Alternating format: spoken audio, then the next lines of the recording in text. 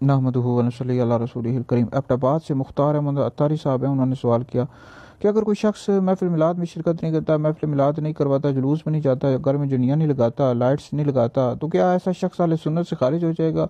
और उस पर को ताने देना, उस पर लान तान करने का क्या हुक्म है? तो याद रखें, ये महफिल मिलाद में शिरकत करना, महफिल मिलाद कराना, जुलूस में जाना, ये सारे काम मुस्ताहब हैं। अगर कोई शख्स अहले सुन्नत है, उसका अकीदा दुरुस्त है और वो ये काम नहीं कर रहा, तो अहले सुन्नत से खारिज नहीं हो जाएगा। ठीक है जी। तो ये काम मुस्ताहब है, करेंगे सवाब है, नहीं करेंगे गुनाह नहीं है। और किसी मुसलमान को की तौहीन करना, उस पर लान तान करना कि तुम महफिल मिलाद नहीं करवाते हो, जुलूस में नहीं जाते हो, जनिया नहीं घर में लगाते हो, तो ये उसकी दिल आज़ारी में आ जाएगा। उसकी तौहीन करने, किसी मुसलमान की तौहीन करने की हरगिज़ भी इजाज़त नहीं है।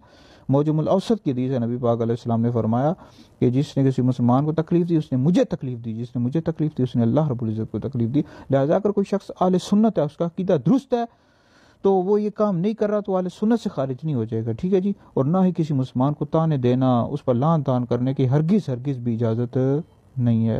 ये वीडियो सुने, सुनकर आके भी शेयर करें, आपके लिए बहुत बड़ा सदका जारी है।